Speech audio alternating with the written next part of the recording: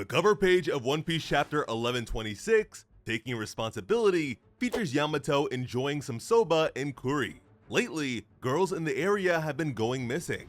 In the midst of their celebrations, Oimo and Kashi explained that a while after splitting up with the Straw Hats at Water 7, they went to Little Garden to find their captain.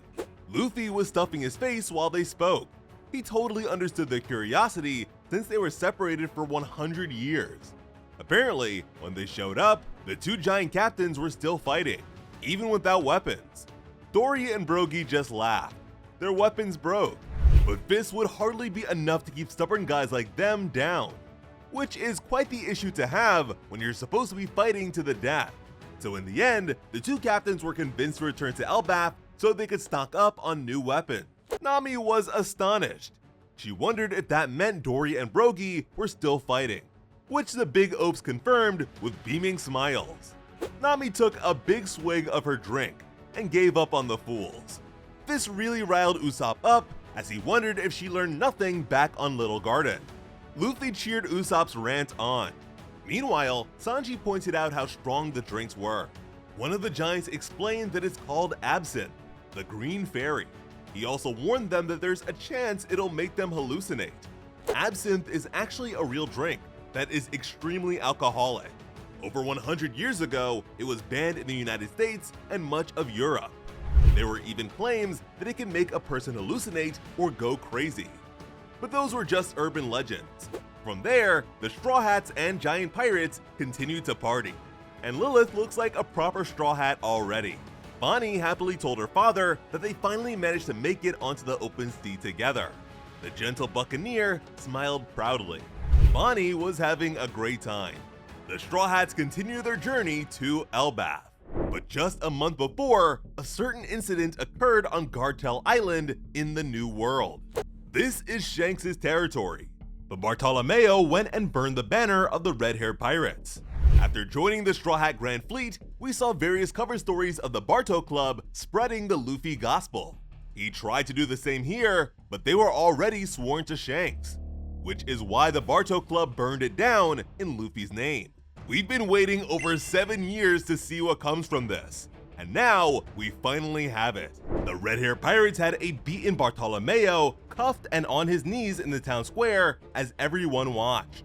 Shanks explained that many crews and islands depend on his flag. If he let something like this slide, the people would lose faith in his protection and given word.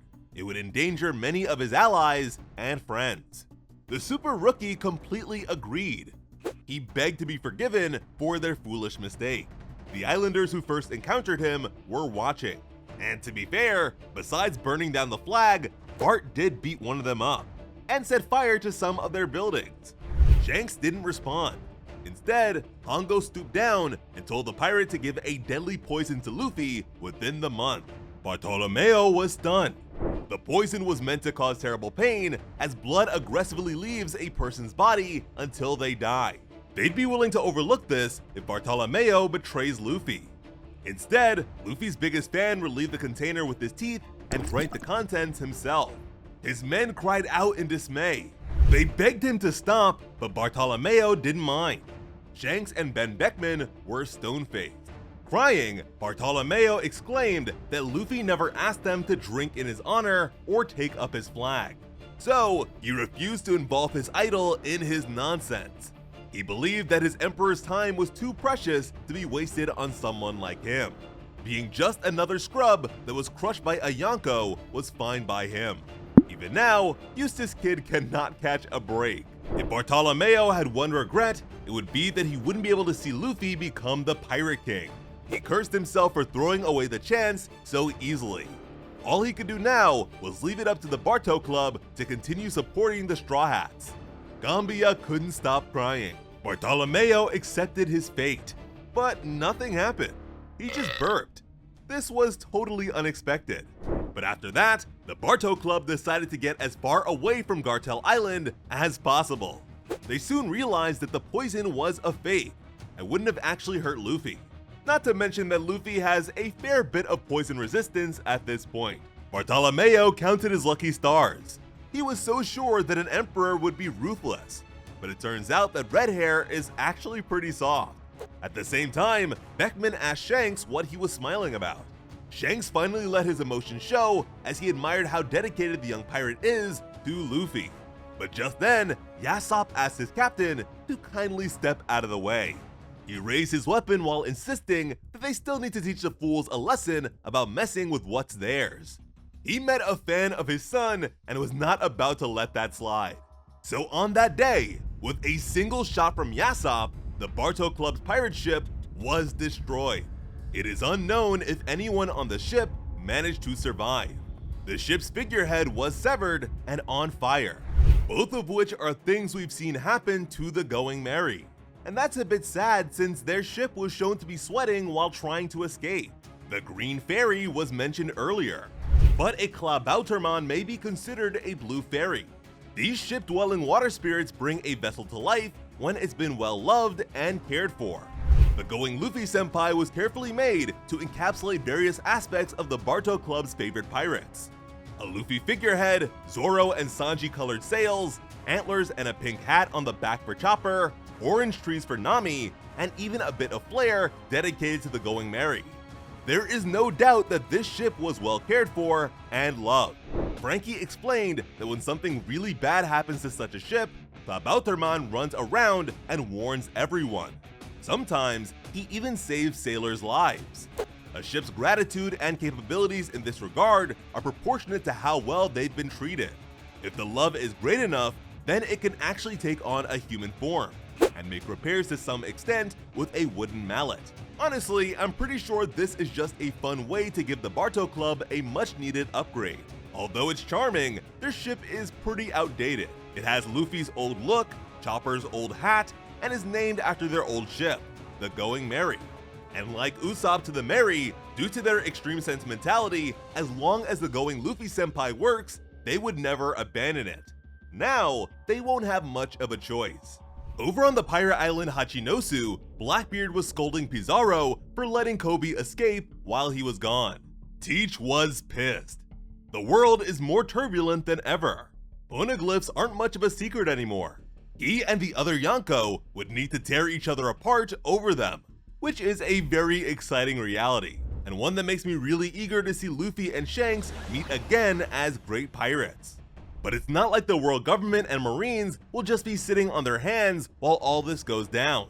Victory will be impossible for them without careful preparation. Kobe was a very valuable hostage, yet these fools let him get away. Pizarro, as the island itself, was being blamed the most, but he promised his boss that the full story wasn't that simple. San Juan Wolf was busy putting buildings back where they belong, while accidentally knocking over others with his backside. To make matters worse, Gecko Moria managed to get away too.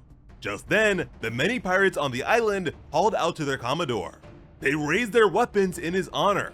They were prepared to do the bidding of the man who would claim the One Piece and take over the world. That seemed to lift Blackbeard's spirits a bit. He could only see benefits from the increase in morale. He wanted Kuzan to give him the full story.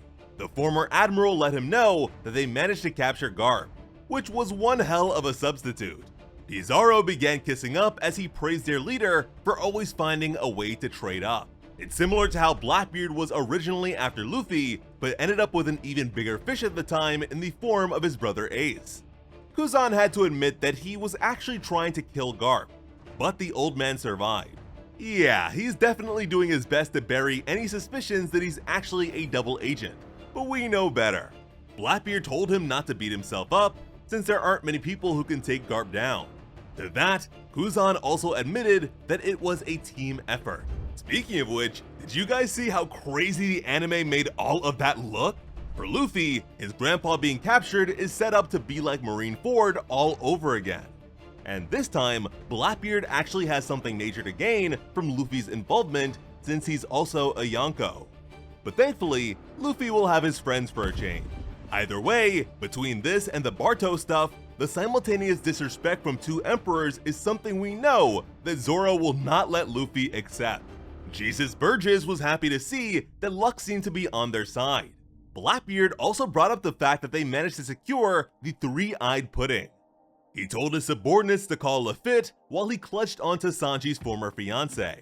The captain of the fifth ship was at the Navy's shipping port, Blackbeard wanted to know what the Revolutionary Army was up to. Luffy informed him that the rebel sieges have been rather effective. The Red Port's gondolas are unable to make it all the way up whenever they're loaded with food. Supply shipments from other countries have been suspended as well. Even when the Marines get their hands on food, they can't prevent the gondolas from being compromised. At this rate, the Celestial Dragons might actually starve. This was totally unprecedented and rather entertaining. But Blackbeard had an especially sinister look on his face when he told his crewmate to prepare himself to act instead of just watching. At this point, out of all the Titanic captains, we know the least about the Demon Sheriff's Devil Fruit. We know that he's able to turn his arms into wings, so maybe he'll be able to fly up to the Holy Land. Whatever the case, Blackbeard definitely has quite the scheme planned. Just then, Katarina Devon and Von Augur made it back to Hachinosu. Katarina told Pizarro to pick them up, but since the living island was still injured, it was especially taxing. Caribou was screaming his head off and begging for his heroes to save him. We then return to the giant warrior pirates. It's been 2 days since they left Egghead Island, but even with the impressive sailing speed of the Great Eirik, they still hadn't made it to Elbaf. It's not like the giants were going somewhere new, this is supposed to be their home. They had no idea what could have possibly caused this. They wondered if they all passed out while drinking. The Thousand Sunny was also missing. Robin wondered if the others might have been swallowed by a fish. Frankie wasn't in the mood for her dark humor, since the surrounding fish were big enough for that to actually be true. And funny enough, one of the big fish close to their ship looks a lot like Oda's mascot. They could only wonder where Luffy and the others have gone. Elsewhere, a voice called out to Nami, telling her to wake up. Nami was groggy when she opened her eyes. She held her head and assumed that she drank too much. Her clothes have changed. Now she's dressed like a giant, has a sword on her back, and is surrounded by huge Lego pieces. This all seems to be the work of Elbaf's Prince Loki. The green fairy that causes hallucinations sounds just like the Norse trickster god. And Nami, in particular, seemed to take a big swig of that drink. Their mysterious sailing issues are likely a ruse too. Prince Loki previously fell in love with Big Mom's daughter Lola. At the time, he claimed it was love at first sight, and that's a story she shared with Nami. It was everything Big Mom ever wanted, but Lola refused to marry him, and on account of Zeus, her weather manipulation, and perhaps most importantly, her possession of Big Mom's Vivre card, Nami is effectively a pseudo-Linlin, and everyone knows how much the giants hate Big Mom. Sometime after she rejected Prince Loki, Lola and Hitman Gotti got hitched. Before then, Gotti was known for being a violent hothead, and he probably isn't winning any beauty contests. So Prince Loki must have really been a pain to deal with. With all this in mind, it seems like the guy at the end of chapter 1124 may have been Prince Loki. Taking a closer look at the paneling, there is something separating the ships from his location on Elbaf. It's hard to tell, but it looks like some manner of fog. The silhouetted character is also drinking. We know that sort of thing is a big part of giant culture, so maybe it's related to his Devil Fruit ability.